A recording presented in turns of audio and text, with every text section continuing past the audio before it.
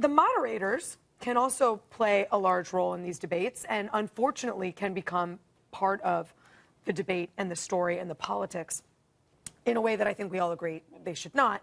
And that's because the debate moderators that are chosen sometimes come with some baggage, whether it's political baggage or things that they've said about people who are running now. And we know now who this year's debate moderators are going to be. The Commission on Presidential Debates announced their schedule this week, and we have Candy Crowley, Jim Lehrer, Bob Schieffer, and Martha Raddatz. And we'll get to meet them in a minute. But I want to go to what the Commission on Presidential Debate co-chairman Frank Fahrenkopf said about how these guys are chosen, because there will be so much talk about whether these are the right people for these debates, whether it's wrong that there are no sort of staunch conservatives who are going to be moderating. Here's what he had to say. We picked the people we thought were the best regardless. This is a 2-year process, and all the way through we looked at new ideas, new people, but historically we stayed with television journalists because the moderators have to be experienced. That's him basically saying that they weren't going to go with blogger, new media type, didn't really speak to why they went with liberals. But anyway, we can debate that around the table. First, I want to meet the moderators. Come join me, will you? Here we have Bob Lloyd Schieffer. He's 75, time fighter. This will be his 3rd presidential debate. So he's done this before. You know him from Face the Nation. He's also been with CBS Evening News and 60 Minutes. Some people don't know this. He's a musical guy, and he jams with a band called the Honky Tonk Confidential, penning songs like Roadkill Stew. Check it out.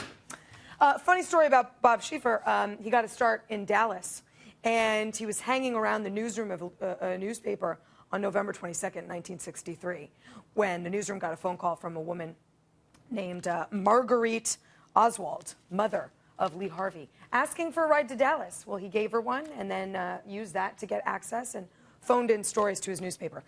The next up is James Charles Lehrer. You know him as Jim. He's 78 years old. This will be his 12th debate, if you can believe it. You know him from PBS NewsHour. He also got a start, the Dallas Morning News. He's a former Marine, believe it or not, and he's a bus fan. Now, I tell you that because his father was a bus driver. He collects bus memorabilia. Good to know. If you walk with me this way, we come to Candy Alt Crowley. She is 63 years old. This will be her first debate and the first debate moderator that is a woman in 20 years. You know her from CNN's State of the Union. She's also worked with AP and NBC. She's a vegetarian. Good to know. Finally, we have new face, Martha Raddatz.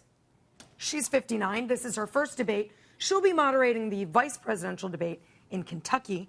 You know her as the ABC News chief foreign correspondent. She's also writing for The New Republic, and she's worked with NPR. Funny story about her. In 2007, you may remember, she was at a White House press briefing with Tony Snow, and her cell phone went off. The ringtone was Chamillionaire's Ridin'. Who knew? So there they are, your 2012 presidential debate moderators. I think we all learned something. I think we did. So anyway, back to the real story here, guys. What do we think of the selections? What do we think this means for the debates? Do they really matter, or is it up to the candidates to set the tone and sort of take the reins? I think that we really saw during the primary that the debate moderators really do matter. I mean, the expertise that they have really guided their questions. It changed the way that they approached the Republican primary. And I think in this case, the one that I'm most interested in is the last one you talked about. The vice presidential debate is going to be a pretty high-stakes affair this time around. And Paul Ryan really has not been an outspoken voice on foreign policy. Yet they've chosen a moderator whose only expertise really is in writing and dealing with foreign policy. And that's supposed to be Biden's wheelhouse Exactly. as well. So I'm curious how that's going to play out. But overall, the thing that I think we see from all of these people is they seem pretty old. I mean, no offense, but, you know. Well, they seem pretty liberal, too, right? They seem I mean, pretty liberal, we're looking at this. You're looking at people who write for the New Republic. Can't we get a token Brett Baer in Imagine there? if you Come had on. somebody who was a presidential debate moderator who wrote for the Weekly Standard. I mean, Yeah. you know, that's sort of, and you clearly, you don't see that up there. You see quite the opposite of it. And I just think that this is sort of the continued bias that there's, because these are people who, I won't say that they are relics of another time, because they're people, they're not relics, but they are certainly older and from another era in some respect. And it's an era when liberals considered to have a stranglehold on the media, and they said that it was objective.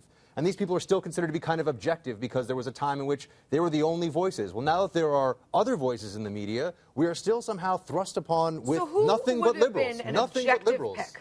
Let's throw out the idea that if you're going to have a liberal, you have to have a conservative. Who would be an objective pick? I don't think there's such a thing as objective. I think there are shades, but I think you could have at least had a right of center person as a moderator. Who would that be? I think Brett Baer. Thank you, Amy. One. I agree with Amy Holmes. Chris Wallace. Can you give me Chris two? Wallace, he's a second one. He would be great. Brett Hume, he'd be great. I mean, you know, there is. I know it's only Brett one. Hume has There's only it's one channel, but it does appeal to at least half of the country politically. And you would think that in a presidential debate, you would want that represented. I mean, I look at this and I see this is like a who's who, for the most part, of old media. A time when people still were pretending that there was something that was objective, down the center. We're journalists. I don't even like the term journalists. I like, you know, pundits, writers, commentators, you name it, because none of these people are objective in a way that's not going to, I think, show in the fact that they're going to skew a little Bob left. Schieffer